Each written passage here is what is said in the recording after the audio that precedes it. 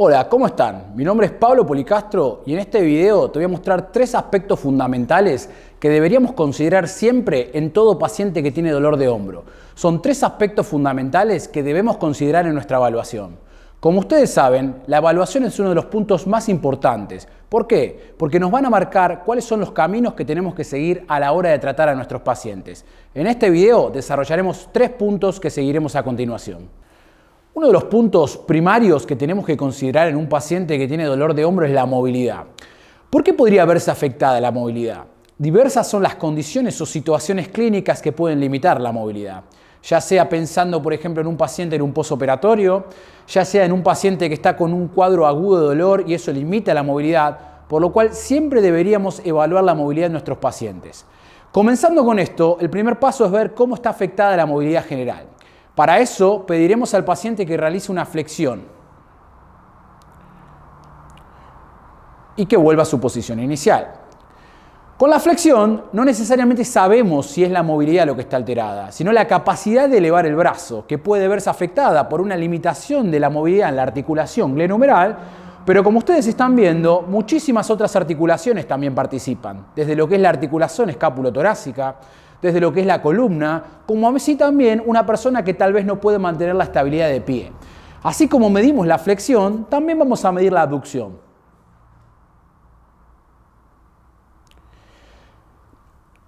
Siempre en este paso intentaremos ver si tenemos una diferencia del lado afectado versus el lado sano para tener una idea de lo que es un screening general.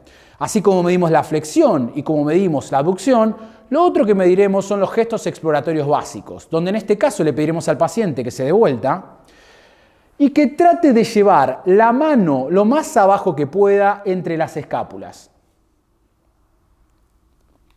Lo realizaremos de un lado y luego lo realizaremos del otro. A su vez, como recién acabamos de hacer el gesto exploratorio básico número 1, también lo van a ver muchas veces como rasgado de Apley número 1, también lo que haremos es ver qué sucede con el gesto exploratorio básico número 2 o rasgado de Apley número 2, donde le pediremos al paciente que lleve también la mano lo más arriba que pueda entre las escápulas, pero yendo por debajo.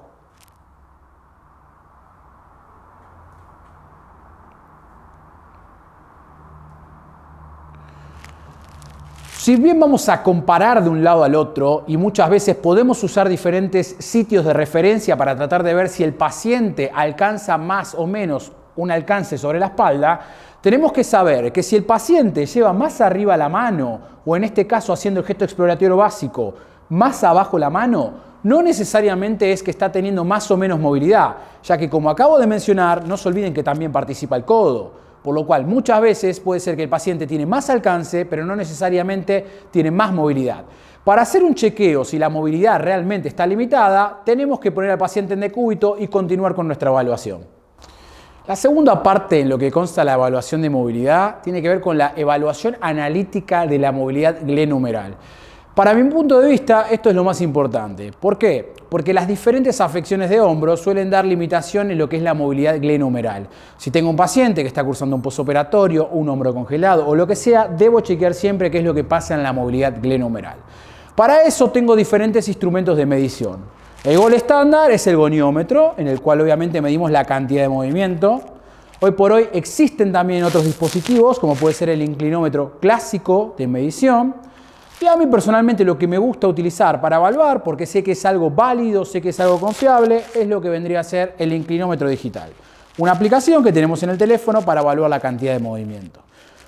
Voy a utilizar esta medición para mostrarles cómo tenemos que evaluar 3 movimientos fundamentales en un paciente con dolor de hombro. Ya sea la flexión, ya sea la rotación externa, como también la rotación interna. Una vez que estamos del lado del paciente del hombro a evaluar, vamos a hacer lo siguiente.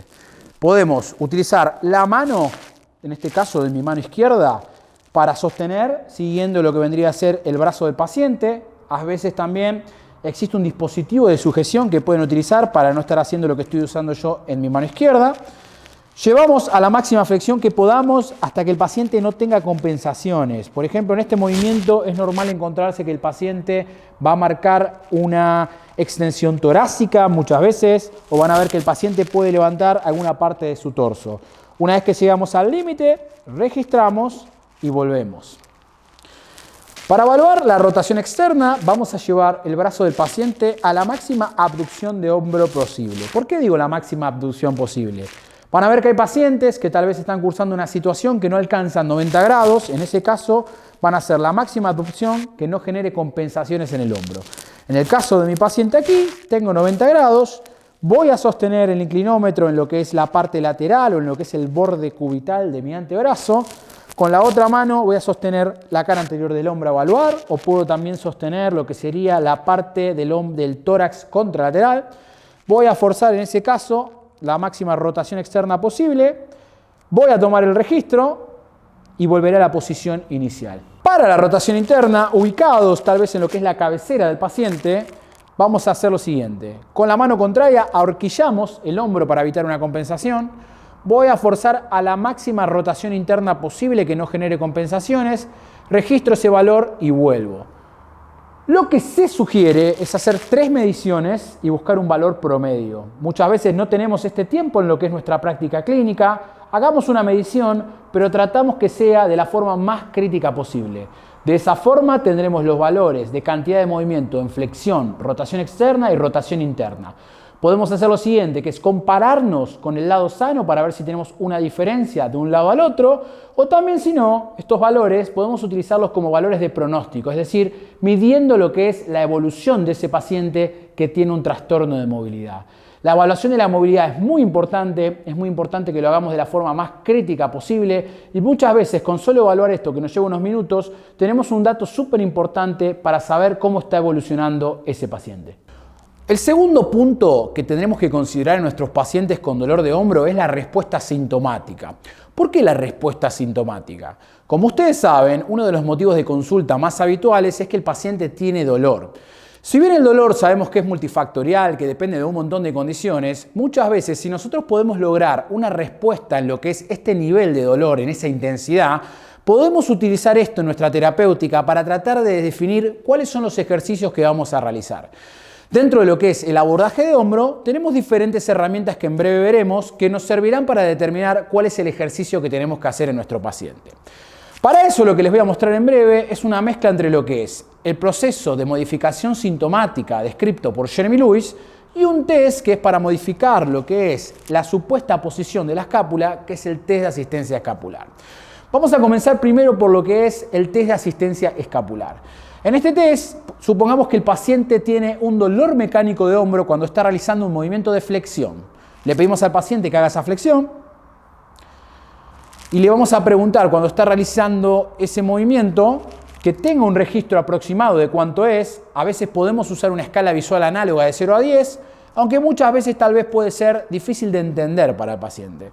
Una vez que el paciente tiene el registro de cuánto fue el síntoma en ese dolor mecánico, lo que vamos a hacer ahora es vamos a probar cómo es la respuesta de ese síntoma haciendo lo siguiente. El terapeuta se va a ubicar por detrás del paciente, con una mano va a horquillar lo que es el borde superior de la escápula, la otra mano lo va a colocar en el ángulo inferomedial y le vamos a pedir al paciente que reproduzca el mismo movimiento que tenía síntomas recién, es decir, la flexión. El paciente va a realizar la flexión y nosotros lo que estamos haciendo es asistiendo el movimiento de la escápula. Este test lo que busca es asistir ese movimiento, en este caso que fue la flexión, ¿sí? Si el paciente cuando está realizando este movimiento con la asistencia del terapeuta tiene una disminución de la intensidad del dolor, podemos decir que este test fue positivo. Y ahí sabríamos que tal vez la escápula podría ser una clave de tratamiento a la hora de determinar los ejercicios. ¿Cuál es la posible explicación de por qué este test podría funcionar? Tenemos diferentes puntos. Un punto es que estamos generando una apertura mecánica del espacio subacromial y que por eso podría justificar la disminución sintomática. Otros autores que no van tanto por el lado de lo mecánico sugieren que básicamente cuando estamos haciendo esto, estamos generando una estimulación táctil en el paciente, el cual se comporta como un efecto neuromodulador, ¿sí? Esto fue el test de asistencia escapular. Parte de lo que es la evaluación sintomática, como les dije al inicio, es el proceso de modificación de síntomas de Jeremy Lewis. Este proceso consiste en lo siguientes, en evaluar qué pasa en la escápula, como acabamos de ver, pero no solo usando un movimiento de báscula posterior, un movimiento de til posterior, sino que también veremos otros movimientos. ¿Qué es lo que sucede con la columna torácica en la modificación de síntomas? qué es lo que pasa con la modificación de la cabeza humeral en la modificación de síntomas, y una cuarta parte que tiene que ver con aquellas terapias neurocomplementarias, es decir, ¿qué hace que el paciente se siente mejor? ¿Cuántas veces han visto un paciente que tal vez dijo, me hice masajes y mejoré mi dolor? ¿O han visto un paciente que dice, me coloqué un tape y mejoré mi dolor? Eso es algo de lo que fala un poco Jeremy Lewis en este cuarto punto. Entonces, vamos a describir ese proceso de modificación de síntomas usando el mismo ejemplo que es el dolor en flexión anterior. ¿Sí? Vamos a pedirle al paciente que vuelva a hacer una flexión anterior, que es el ejemplo donde supuestamente le duele el hombro. Puede ser una flexión anterior, pero van a haber casos de pacientes que tienen otros movimientos o otros gestos motores que les duelen. Y lo primero que vamos a ver es ver cómo modifica la columna, ya sea para positivo o no, ese síntoma que se da en flexión de hombro. Entonces, le vamos a pedir al paciente que ponga la mano izquierda en su esternón, ¿sí? Una vez que tiene la mano izquierda en el esternón, le vamos a pedir que haga una flexión de la columna. Hablando en criollo, pídanle al paciente que se achique, ¿sí? Y de esa forma le vamos a pedir que reproduzca de vuelta el movimiento en el cual tenía el dolor mecánico, que en este caso fue la flexión. Va a realizar la flexión y va a volver a la posición inicial. Vamos a preguntarle al paciente, ¿cómo es tu dolor ahora? ¿Es igual? ¿Es mejor o es peor?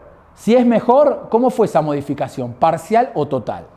Así como mide la flexión, vamos a medir la extensión, en el cual, manteniendo esa extensión, le vamos a pedir que reproduzca lo que sería ese gesto motor que ocasionó el síntoma, que es la flexión de hombro, y le vamos a preguntar de vuelta lo mismo al paciente. ¿Cómo estás? ¿Estás igual? ¿Estás peor o mejor? Si mejoraste, ¿cómo fue esa modificación? ¿Parcial o total? Si tiene una modificación de síntomas, ya sea parcial o total, eso lo tendremos en cuenta y a la hora de indicar ciertos ejercicios sabremos que la extensión o flexión torácica le modificó los síntomas. El segundo punto de la evaluación tiene que ver con ver qué es lo que pasa con la escápula. Aquí no solo podemos considerar ese til posterior de la escápula que usamos en lo que fue el test de asistencia escapular, sino que también podemos probar otros movimientos. Le vamos a pedir al paciente que de vuelta pruebe ese brazo en flexión, ese síntoma, ese dolor mecánico que él tenía, y baje. Y aquí podemos utilizar diferentes movimientos de la escápula para tratar de ver si tiene una modificación sintomática. En este caso voy a hacer una rotación externa de la escápula y voy a asistir a ese movimiento de flexión. Así como puedo probar una rotación externa, puedo probar todos los movimientos posibles, ya sea una elevación, como así también muchas veces puedo probar otros movimientos, ya sea descenso, rotación interna, todo lo que ustedes crean que puede modificar el síntoma.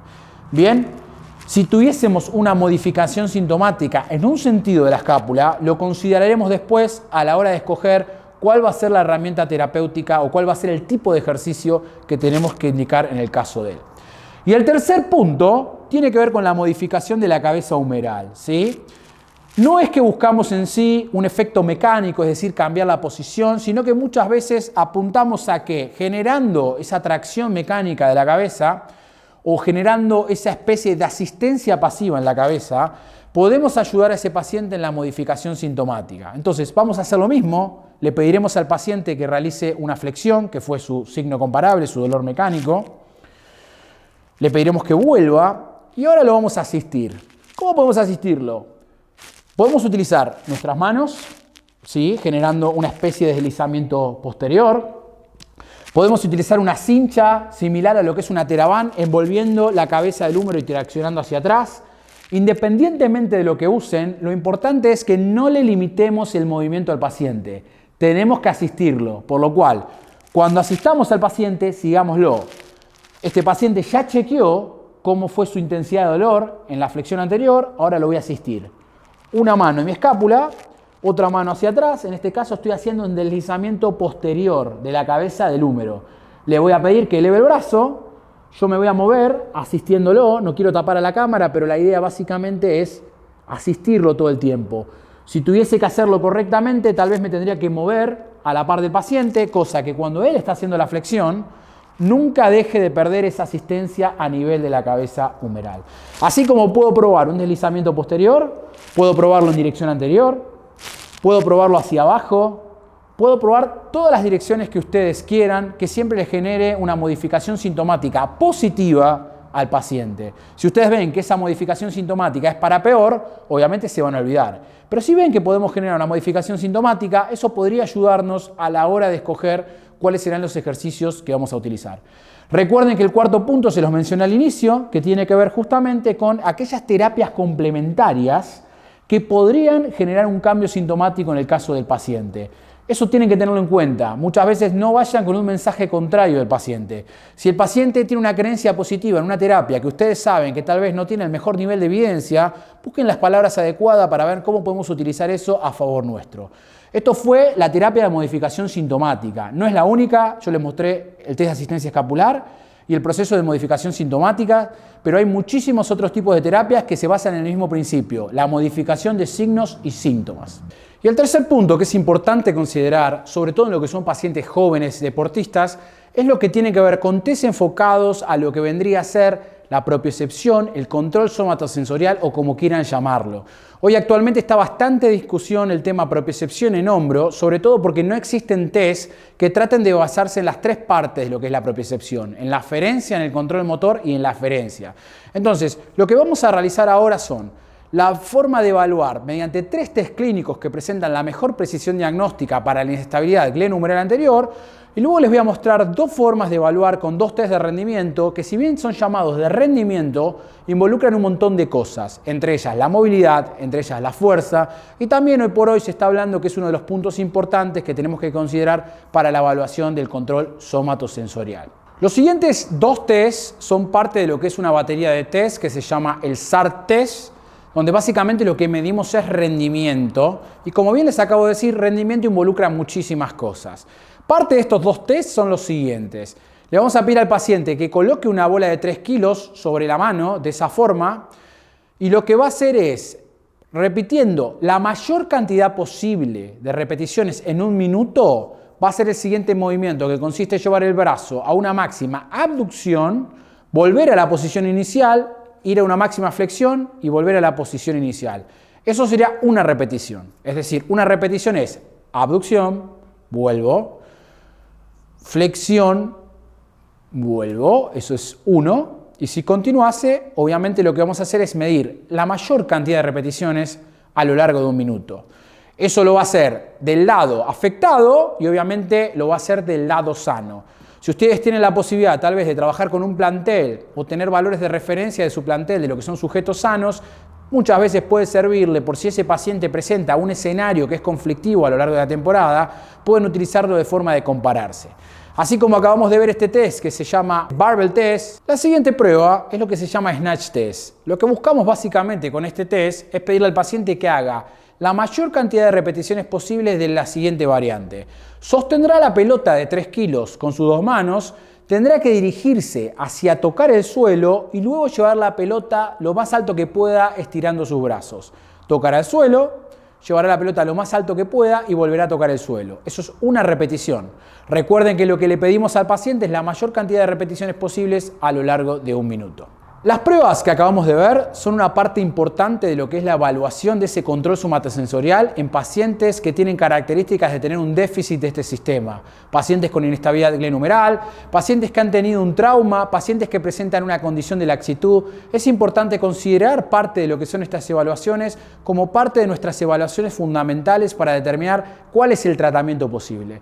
En base a lo que nosotros evaluamos, después determinaremos las intervenciones correctas. Para evaluar la inestabilidad glenumeral, sobre todo la de tipo anterior, la literatura refiere que existen 3 tests que presentan una precisión diagnóstica adecuada. Tal vez son los 3 test clínicos de hombro que presentan la mejor precisión diagnóstica y encima se potencian cuando trabajan en forma de clúster estando positivos los 3 juntos.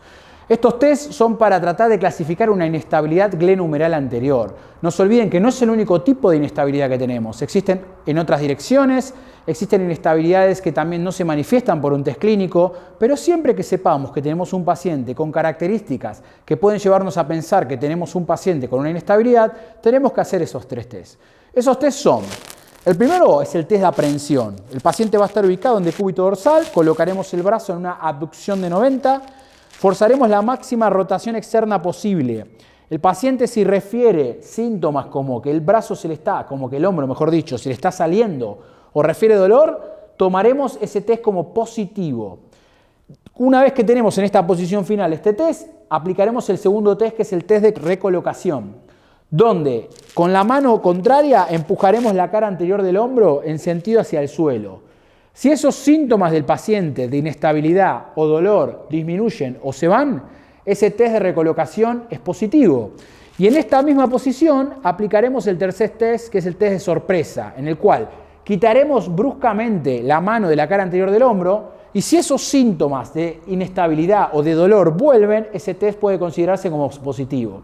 La positividad de esos tres tests nos están diciendo que la probabilidad de que ese paciente presente un cuadro de inestabilidad glenohumeral anterior es alta. Espero que esta información les haya sido útil. Nunca se olviden, siempre tenemos que considerar esto como base, pero hay muchísimas otras cosas más que podemos incluir.